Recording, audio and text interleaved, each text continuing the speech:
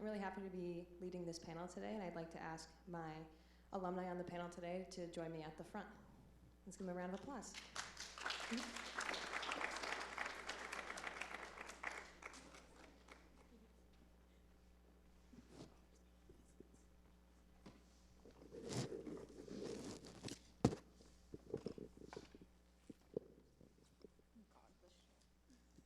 Thank you so much for joining me today.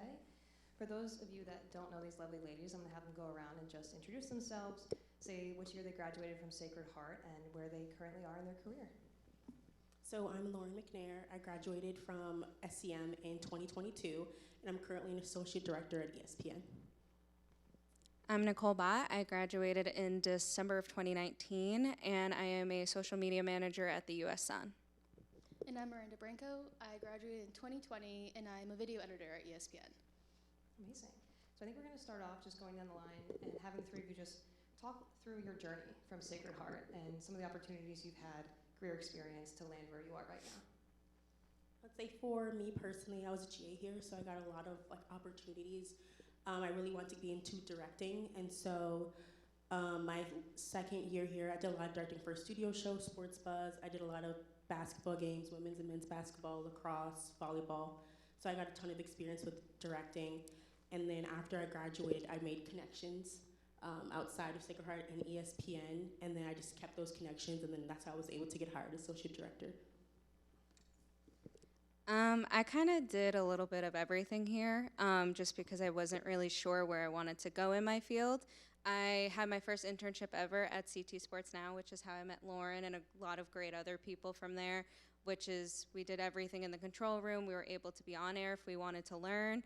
And then I also had a lot of great experience taking classes with Professor Miller and a couple of the other professors here working live sporting events. And I think it opened up a lot of doors for me because I had a lot of great networking opportunities in order to get to where I wanted to be. So I graduated in 2020, August of 2020, so it was COVID. So unfortunately there were no sports at first.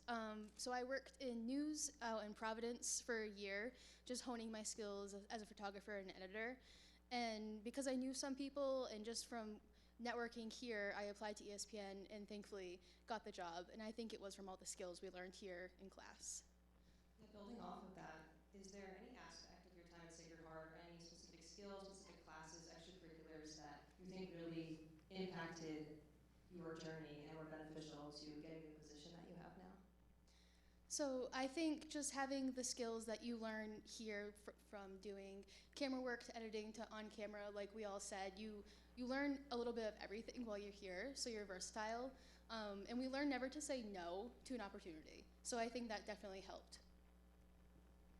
I mean, I really do agree with you because you and I talked about this outside earlier about being versatile and always taking the opportunity and as many as you possibly can. I mean, that even played along with my first job when I worked at MLB and NHL Network, and I was a broadcast associate, and I had a video edit and learn how to do sales montages on the fly because I was given a great opportunity. But Sacred Heart really helped me learn time management and being able to put myself out there. Yeah, I would agree with everyone else as well. I learned a lot of time management at Sacred Heart. You really have your hands in all different parts of production, whether it's editing, producing, as many things as possible, making graphics.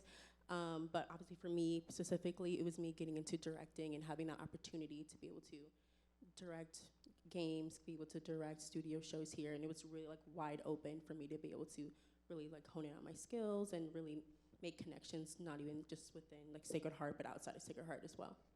Yeah, going off of building connections, a big part of the sports industry is networking. I mean, I feel like we talk about that in all of our classes, and we touch upon it in as many of these events as we can. It looks a little bit different for everybody. So do you have any people throughout your networking career that were kind of a mentor to you, or maybe someone that was really influential in getting you up to the next step that you wanted to get to? I definitely did personally. So I got connected with two women that are currently directors at ESPN, and actually one of them ended up being my manager. So that was a great connection that I made. Those are the two people that I stayed connected with for a whole time period of 6 to 8 months before I got hired, because I initially got passed up for an AD job, and then when new positions opened up, they reached out to me, and then I applied, and then they were put a good word in for me. So that really helped me personally. And the other director ended up working with her a lot on First Take as an AD. So it was just a great experience being able to connect with them, and it really helped me along and got me this position here. I would say the person who has probably helped me the most throughout my career was at my second job throughout the hiring process was Mark Davis at SNY. He really took a chance on me, and he gave me a phone call when I was on the train going to Secaucus to work a game. I think I was working quick pitch that night. But he called me and he said, your resume landed across my screen. I really want to talk to you. I have a great opportunity. And it was when SNY and New York Post opened up their partnership, and I was able to get that off the ground running. He really took a chance on me to be one of the only women producers on that team, which is a really cool and amazing opportunity. I got to work with talent, and I got to work with the editing process, getting the interviews set up. And I think he made me build my confidence up more, because now I'm really not afraid to go take a chance somewhere else. So graduating during 2020 and having COVID stop a lot of sports, I reached out, or I think during a project here, we had to create a show pitch. And so then I thought of a show pitch with an ex-Red Sox player as the host. And I was on, baseball Twitter and just tweeted it one day, and he reached out to me. And so from a show pitch here, I ended up getting a podcast job during COVID, and he helped me just network a little bit more. I'm now friends with Will Middlebrooks, and so I reached out to his wife, Jenny Dell, and I was like, you're a strong leader woman. I don't want to be a host, and I don't want to be on air, but can you help me just get into the sports world a little bit, especially with COVID going on? So I was very thankful for a show pitch here that led me to a part-time job to get in great resources. Awesome. So it sounds like we have 3 women that work a lot in production, and we have so many opportunities in production at Sacred Heart. And looking around, I know a lot of these students I work with all the time, working on live broadcast, studio shows, podcasting, things of that nature. So what is the favorite part of the work that you get to do, maybe a favorite memory you have, or just the reason that you really enjoy the work that you chose to be in? I would say for me, when I see my work on television, it means a lot to me. It's wow, it's like a pinch me moment. When I see my work, because currently right now I'm on SportsCenter. It's seeing work that I've done up on TV. It's wow, I'm accomplishing things. So yeah, it would just be a great moment for me. I would say for my current role, so I'm not playing back to my old opportunities all the time, but for my current role at the Sun, being a woman and also working in sports on the social media side, I've had a lot of cool opportunities to create the graphics that go into for Super Bowl, for the World Series. They really look to me to handle a lot of the sporting opportunities that we have. And I think it's amazing to be able to create something from scratch and try to see where your idea lands. And if it sticks and we have traffic boosting, it's the best day ever for us. I have 2 moments. One was recently when I got to work on the women's college basketball.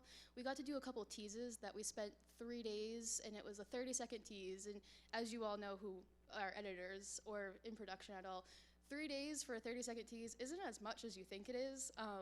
But it got to air, and it was great, and we got a lot of traffic during those women games, so a lot of people saw it. So just like Lauren said, just seeing your hard work and your 40 hours going into it. And also getting my Emmy after spending 2 years of working weekends and nights and mornings and holidays, and just getting that as a reward for all your hard work is really, really great. Absolutely, congratulations. Thank you. So Nicole, you talked about being a woman in sports, and that's kind of why we're all here, to highlight the women in sports, the ones that put in so much hard work and effort to produce the sports productions that we all watch and all want to be a part of. So we've definitely seen an increase in women in sports and in this field, especially since you all graduated, and we hope it continues to do so. So can you just talk a little bit about your experience being a woman in sports, if you've had to face any adversity, maybe just what your experience has been in what's typically known as a male-dominant field? I mean, I would say, especially from my experience at SNY and coming into a male-dominated team, one, I was the youngest on the team, which was also a lot of heads turning my way because I was there when I was 23. I mean, I'm only 25 now. I'm not that old, don't get me wrong. But I was the youngest on the team. A lot of these people come in from other opportunities from ESPN or NBC, and they have all these big jobs, and they've been doing it for 10 years, and they're all looking at me like, what's this girl gonna do? And being that we were able to create something from scratch with the SNY and New York Post partnership, I mean, I worked really, really hard every single day. I was working before I even came into the office. I was sitting on the train coming up with pitching ideas to sit down with Dexter and Brandon before we were going in the studio, seeing what they wanted to land. And I think they've all just kind of realized, I'm gonna work as hard as I possibly can. And if I don't know something, I'm never afraid to ask a question. I'm never afraid to ask for help if I need. Don't be afraid to ask for help. You're not wrong to ask for help ever. But basically, because of how hard I worked on that partnership, I was given the opportunity to work at the time, helping out a little bit with Geico Sports Night when it was Geico Sports Night. And I was also able to produce Carton and Roberts when that was also on air, which was really cool. I would say for me personally, when I was at Sacred Heart, being a woman really didn't matter. I got plenty of opportunities here just as much as other people did. And thankfully, in my department, there are plenty of women in the directing department at ESPN, but I am the youngest AD at ESPN currently. So it was just more like coming in and like it's a humongous company, just like proving yourself. Like every day, just like working hard and like never like letting up and just being like more like aggressive with like your work and reaching out to people, making even more connections even through ESPN. It's big even still within the company, like making even more connections. So I would just say just like reaching out and like doing extra work than other people are doing just so you can prove yourself. I will piggyback off of that because ESPN is a huge company. Thankfully, we have a woman in Disney, and they do coffee chats every month, and that's how you network. So it's really nice to have that community, but also just getting your name out there. The more people you meet, the more that you can, I guess, sell yourself. Like, hey, I'm Miranda, I'm a video editor, I work mornings, these are the shows I work on, I have a reel, and you really just need to stand out. And it's not just for women, it's for anyone who wants to make it in the sports world. You just want to have to sell yourself, but in a good way. Yes, definitely. So not too long ago, you were kind of in the same shoes of a lot of the students in the audience today, and I know we all have career aspirations and things we think we want to do, and maybe we'll end up achieving those, but is there any contrast between what you first set out to do in school and where you ended up? And was it fairly different? Was it exactly what you wanted? And was that a good thing? Is that kind of, just talk about your journey a little bit more. Yeah, I can go first. So originally, I wasn't sure what I wanted. I had a lot of camera work in previous years, and I did a lot of editing, and I love it, and I am an editor now. But without the sports aspect, and just after graduating, I didn't want to limit myself because you don't want to say no to an opportunity because you don't know what you like and what you don't like. Especially taking classes here, you learn a little bit of everything, like we said. Like I did replay for a little bit, and I loved it, and I love sitting, watching the stuff. I also loved being game camera. Like it's so you don't know what you like until you try a bunch of different things.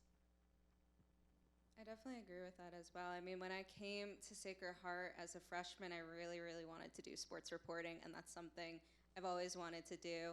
But then as soon as I had my first internship and I worked at CT Sports Now, which was hosted right in this building at that time, I got in the control room and I just enjoyed everything behind the scenes. I fell in love with what made the picture look the way it's supposed to on the screen. And I think that was really cool because you got to see all the hard work that all the people do behind the scenes, and they make everyone on camera look really good, as well as the camera people doing their job as well. But I mean, at the end of the day, do as much as you possibly can and try to figure it out. Test if you want to be on camera, and also test if you want to do stuff behind the scenes. Maybe you like a little bit of both. Yeah, I would agree with that as well. I came into Sacred Heart as a freshman and I wanted to do business, something completely different. And then I always loved sports. So I was like, well, this could be a possibility for me. Like, I feel like I would have fun doing it. And then I just fell in love with it.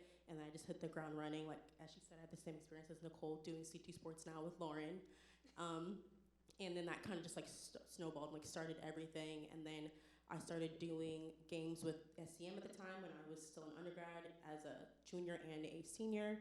And then became a GA, and then it was like halfway through my first year as a GA that I realized I wanted to do directing, because I'd never done it before because I was like, kind of scared of it. And then I was like, you know, I'm just gonna take the leap and try it. And then I ended up like loving it, and then that's what I did like all the time for pretty much every show, every game. But yeah. Awesome. So it's wonderful to talk about all the parts we love about our jobs and how rewarding it is to be where we are today. Could you talk about some of the challenges that you face, maybe aside from your gender or your age, that just some maybe technical challenges you ran into, personnel challenges, maybe something you overcame that you weren't prepared for when you first entered the industry? I'll go first because ESPN only edits with Quantel, and yes, we do Premiere, but because I do daily studio shows and it's a quick turn, we do Quantel, and no one's ever done it besides people at ESPN. So yes, you can be a great editor, but you have to relearn a whole system no matter what, whoever gets hired. So that was definitely a learning curve. Like, editing's editing. It's just, you know, how the process works and things like that. So yeah, that was definitely something you overcame, but it was still a great opportunity. I would say one of the more difficult things was actually learning how the whole back end of production works, because I remember working late nights at MLB. I mean, I live on Long Island, so I'm going to Secaucus every day. It was learning how much time goes into going there and giving it your all, and then you still got to go home and wake up and go do it all over again. So it kind of gave me more of a drive to be like, this is what I really, really want to do, and I'm going to make it happen, and I'm going to just make my time management a little bit more cleaner and a little better, and I think that helped a lot. In my position, you have to kind of have all the answers. Like, the crew is looking to you for what you're doing next, what graphic we're doing next, what video are we gonna pre-prod, where are we doing with this, what room are we in for this? So for me, it was just me kind of like, they call it like commanding the room at ESPN, like knowing all the answers, being like quick on your feet, things change, you have to go on to the next thing. And so I just had to learn that, because most people I work with are 10, 20, 30 years older than me, and they're looking at me for the answer. So it was kind of just like being challenged a lot, because people there are like, well, does she know what she's talking about? And so it's just like making sure that I know all the answers before the crew gets in. And then also just like big life changes as well. Like, I'm currently on the 7 a.m. Sports Center, so I have to be at work at 3:30 in the morning, and that's a challenge. But it's a challenge that you take on when you come into sports. You have odd hours. You know, I could in a year be on a show that goes live at midnight, the SVP Sports Center. So it's just taking on like the different changes that come with work and that come with the job. Yeah, so I think a lot of people know going into the sports industry, you might not work the most convenient 9 to 5, like most of your friends might do. So can you elaborate how you've adjusted to that lifestyle and how you make your work-life balance, if there is any? How do you make that work at, you know, such a pivotal point in your life where you just take any shift that you have to work? Use your vacation time. That's why they have it. I currently work Friday to Monday, 5 a.m. to 3:30. So this morning I woke up at 4 a.m., went to work all day, and then came right here. But you know, if your friends love you, they'll make time for you. They'll hang out on a random Wednesday that you have off. You just have to adjust and know it's not forever. But yeah, that's definitely tough to adjust to at first. It's definitely very difficult. I'm very fortunate for the family and friends that I have. They all know this is a big dream of mine to work into sports and do everything I possibly can to do it. I have a lot of amazing cheerleaders, so they kind of will text me a month in advance and say, do you have a schedule? And sometimes I really don't have an answer. I mean, one week I could be working midday, and some days I'm working late nights. It really depends as to what is needed.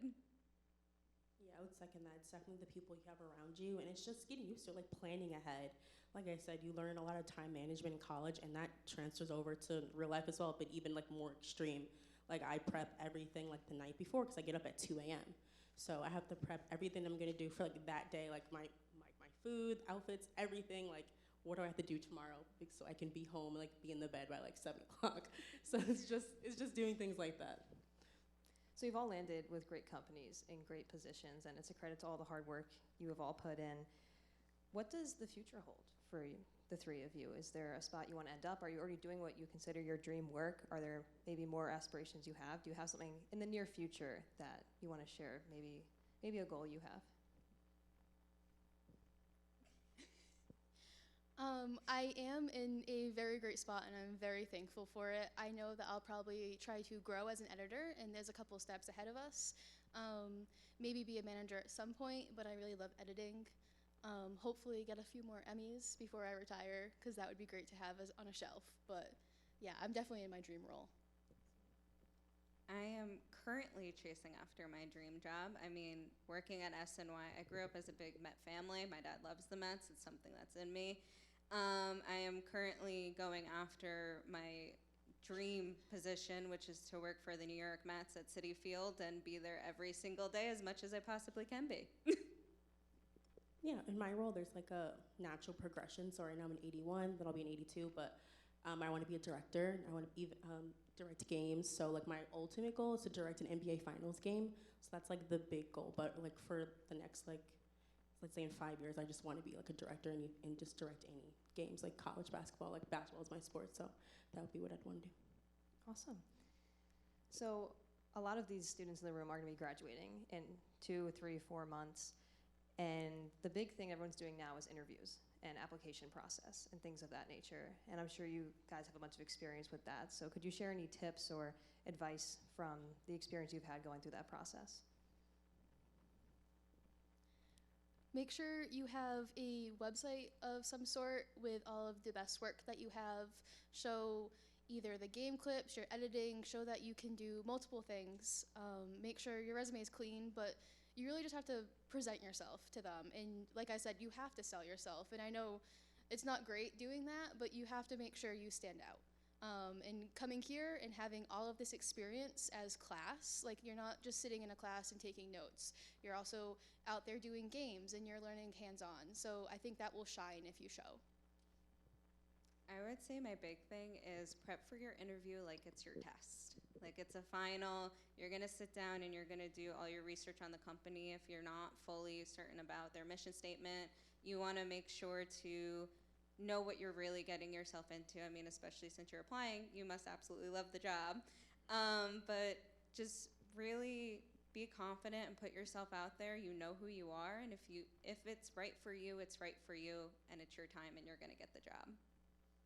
Yeah, I would definitely second that, really studying like the company before you go to an interview, because they're gonna ask you questions about specific programming. And if it's like, oh, if you wanna work on this job requires like working on a certain show, you need to know about what that show, like who's on the show, who's like the host of that. So definitely doing your research on the company and like a little bit of history on it, and really researching like the background of that position. And like I said before, connecting, reaching out to people that currently have that position, like through LinkedIn and things like that. Because even I haven't been at ESPN that long, but even still, there are people that they saw hoping to Sacred Heart or have a connection, and they'll reach out to me, be like, hey, what do you know about this person? And then they'll go from there, and then like you'll hear about whatever happened with their application and things like that.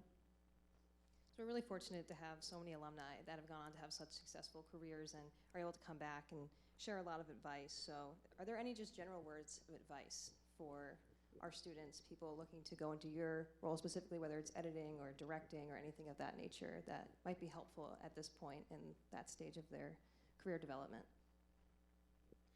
Don't be scared to apply to the jobs. Even if you don't think you're qualified, you probably are. So apply to all of the jobs that you think, and even if you're not qualified, sometimes you still get an interview, and that's where you sell yourself and prove that you do know what you're doing. So just don't be scared.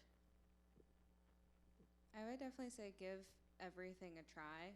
Don't always like have that tunnel vision of this is what I want to do and this is how it's got to be. Be open to new experiences, because for all you know, you might absolutely love it, and that might wind up being your job for the rest of your life. I definitely agree. Like, take any sort of opportunity that you can. The more experience, the better in this field, as you guys all know. It's a very small field. A lot of people know each other. I even met people that have known people that were professors here at ESPN. They're like, oh, do you know this person? I'm like, yeah. So it's just a lot of connecting and like getting any sort of opportunity that you can that will help you in the long run with your resume. And as you said before, like building your reel, because most jobs will ask for reel so they can see your work. All right, well, I want to leave some time for some people in our audience to ask any questions. This is your time to just ask anything about any of their specific professions, anything about their time at Sacred Heart. So if anyone would like to ask a question, just let us know. Sure.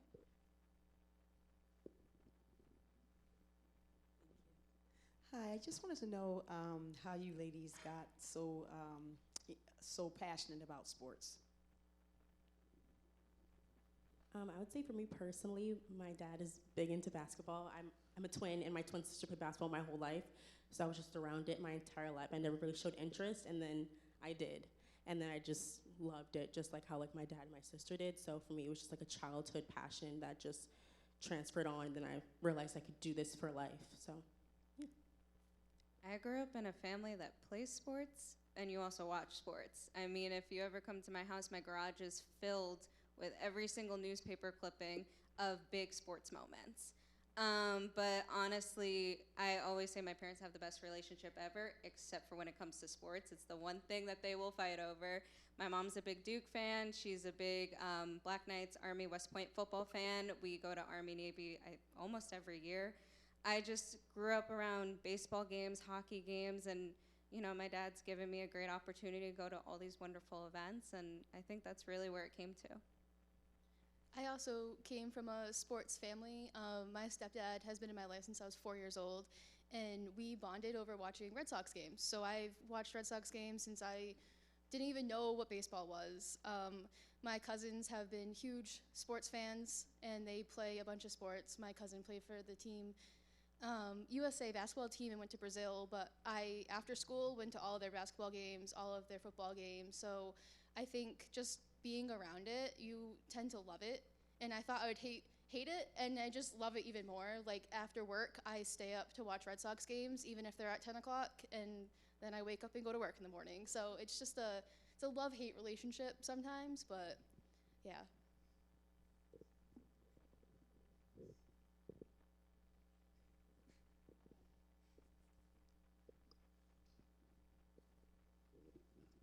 Again, thanks so much for coming. You guys have already said some nice things about the way that Sacred Heart has maybe prepared you for your careers. But looking at the other way, so you've been out for a little while. What do you think the university can be doing now to prepare people for now and the future? Things are always changing. So are there areas that you think the university can do more, or even develop new kinds of classes or training that will support people moving forward? I would say make sure that every senior graduates with a reel, for sure.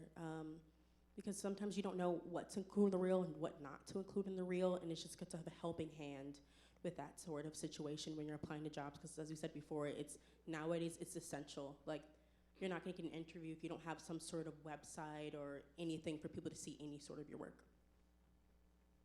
I would probably say I remember once there was an event here. I don't know if you guys still do it, but you used to take the students to a Red Sox game, and it was a career fair, and then you also got to go see the game after, which was really cool. It was the first time I was ever at Fenway. It was the best moment.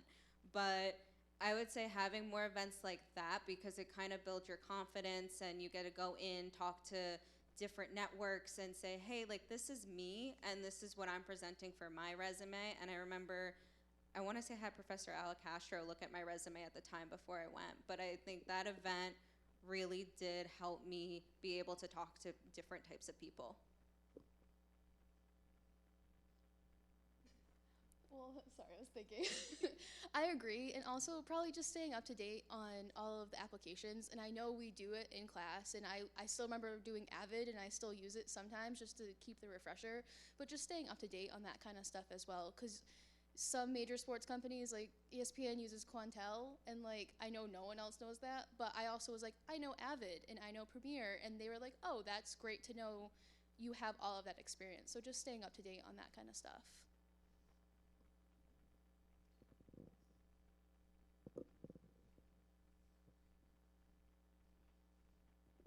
Hi, I'm John O'Brien. This is a two-part question. So what is something that you guys learned here that, like, even if you don't use it on a daily basis, like, what have you guys learned here that you use almost day to day on a daily basis? And the second question would be, what's like one shining moment that you guys are grateful for within your careers?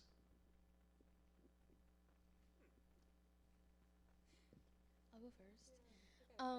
So just working the basketball games, you learn how like the game works and how you follow the shot, you get the basket, then you go to the ISO, and that really helps as an editor because that's how you cut highlights.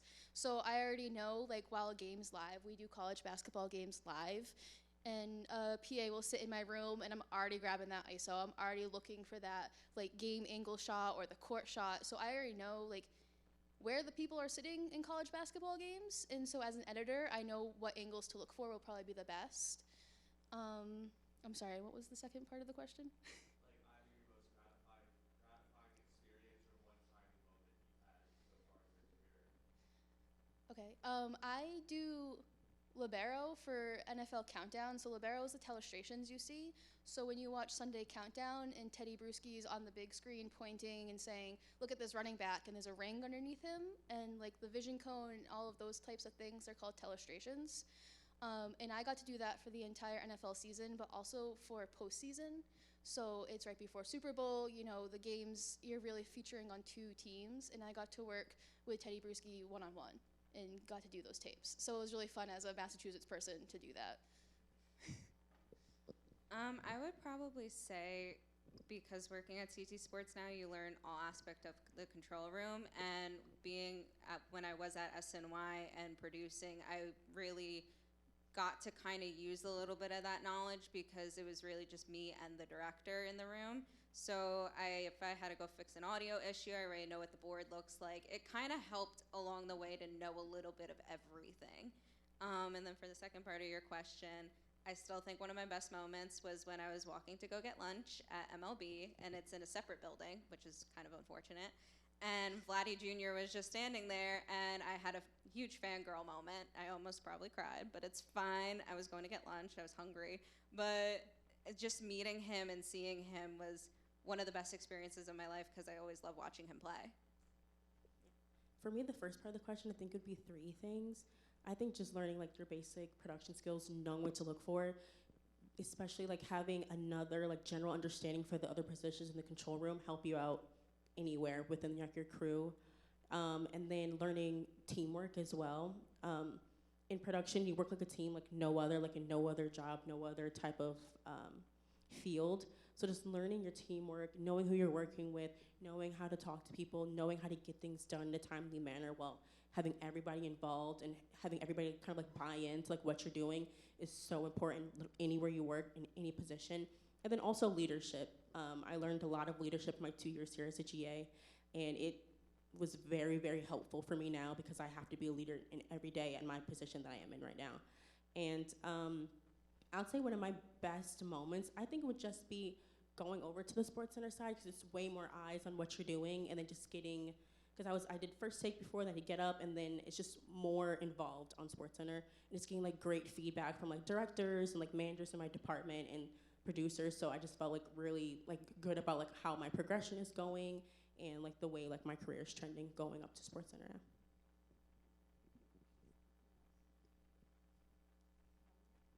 Yes, I do. It works out because I'm already holding the mic. My name is Dan. I'm a grad student right now here with SCM. And I'm just curious, what was your kind of like aha moment in a way of like either in your undergrad or grad or professional life where you went, okay, this is where I'm meant to be. Like the stars have lined and I'm in sports media now and this is where I'm meant to be. Have you had a moment like that, and what was it? I mean, I could go first. I remember being at my first job at MLB. I was very, very nervous. I didn't think video editing was something that I really could do just because I didn't have that confidence yet to be like, I'm good enough to be here right now. I mean, you're in the big leagues. This is something that's been on my TV for a long time in my family. It was MLB Network. It's on every day. But when my first shift, professional shift, was working for High Heat, which is Chris Russo's show, and I got to create a reel for the show and got to do like a whole couple of VOs and stuff like that. And I was just sitting there watching it on my TV screen, and I was like, I just created that 15 minutes ago. And I was like, this is one of the best moments of my life. I still have that video somewhere on my phone of me almost crying. But seeing that moment made my 4 years here really, really worth it, because I felt like I'm doing something and I'm gonna make it, and wherever I end up, I will be fine. For me, it was in my first year as a grad student. Like I said, I knew I wanted to be in sports, but I didn't know exactly what I wanted to do. So that's when I tried out directing, and that's when I kind of had my like, oh, like I love this. Like this is great. Like seeing like my vision like come alive like on the screen, and like I'm the one kind of like calling the shots and controlling it. It was like, wow, like I love this. Like this is what I want to do. And then after that, that was like all I wanted to do. They said don't like set your sights on doing one thing, but for me, it was like tunnel vision. And so that's why like when I connected with people at ESPN, I was like, this is what I want to do. I do not want to do anything else. Like this is exactly what I want to do. And so they like saw that like tenacity, like knowing exactly what I wanted at a younger age, and they're like, we'll definitely give her an opportunity. I think just being in this program made me realize I wanted it. Not everyone knows, but I used to live in Massachusetts when I came to school here, and I would drive 2 hours after working to come to class. Miller knows. I used to come stressed, but like once I got into class, everything was fine. I was happy to be here. I used to sleep on friends' couches before basketball games. Just knowing that I was willing to drive 2 hours after working to come here, I think that was the moment that I was like, yeah, I can do this the rest of my life.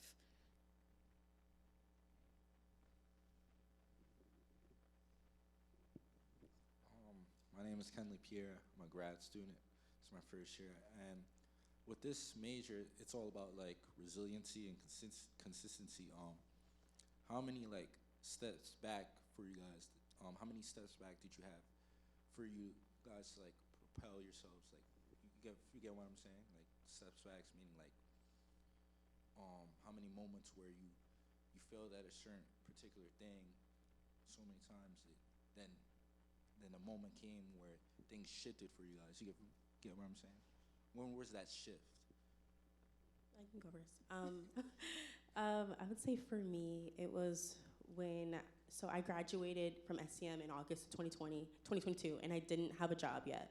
So I'm like just like searching like for an opportunity, and that's when like the first posting for an associate director opened up, and I just applied for it and just like had like hope, and then I didn't get it. And then I was like, ugh, like I didn't get it. So like, but I still want this role. And then I applied for a lower position in ESPN Next, and I didn't get into that either. And then in like the following, that was like in December, and then like in February, that's when I got reached out to about a stage manager position at ESPN. And then I had already built my connections at that point, and then they decided, actually, we don't want our stage manager, we want her to come in as an AD instead, which is a higher position. So that was kind of like my like setbacks, trying to get a full-time position in sports. I would say graduating in COVID was one of the worst times. I mean, I think we all kind of agree on that point. But not having a job for long periods of time, I'm the type of person I always have to keep working. Otherwise, I drive myself insane. I always have to be doing something. And work really makes me happy. And I remember getting an email from MLB saying somebody from Sacred Heart had sent my resume over.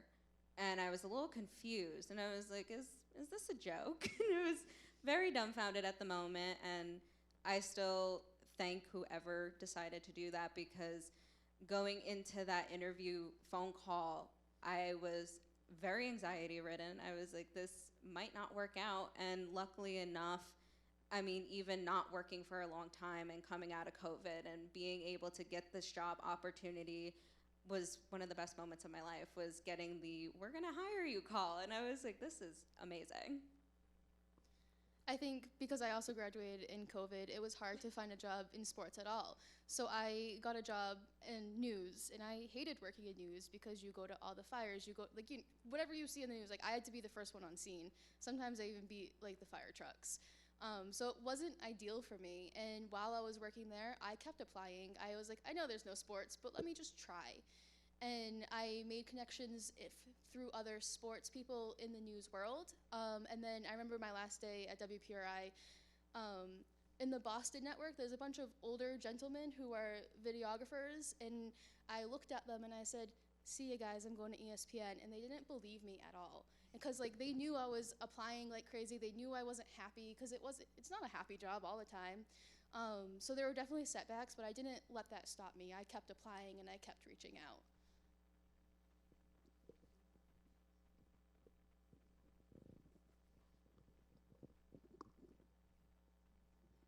So before we wrap up, I know we might have some time to kind of interact and network afterwards, but what's the best way for people in the audience to reach out to you and follow up? Thank you for your time, or follow up with any questions in the future.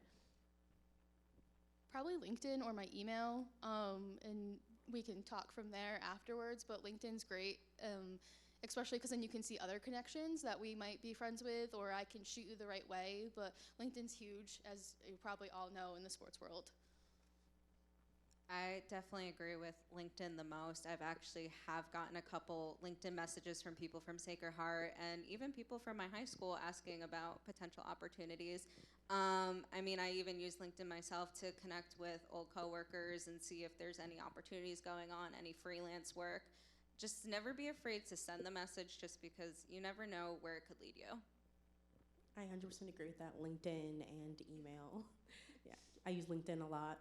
People from like even like other universities, so, like Alabama and like other places have reached out to me because they're like, oh, you work at ESPN, like can we connect? And I'm like, yeah, sure. And they like want to know about like my experience. Like it's usually a lot of women actually. I probably only got like one male that's reached out to me on LinkedIn about just like my experience getting my position as somebody that's younger, because like they'll see like I just graduated in 2022. And so yeah, definitely reach out to me on LinkedIn. I always respond, and email's great as well. Definitely LinkedIn, but also if you ever end up working at ESPN, you can just message us on Teams, because Chris Ortega used to be here, and he messaged me one day on Teams and said, Miranda, I remember you. And I was like, I don't know who you are right now. And he was like, I was a P, and I was like, oh, okay. But like, it's just nice to like, there's other Sacred Heart people out there, and we will be glad to talk to you. So don't be scared. Yeah, 100%.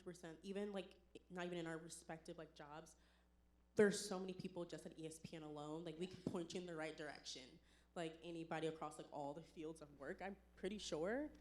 Like if it's not us, then we can connect you with somebody else. Awesome. Well, thank you so much for your time. Let's give them a warm round of applause.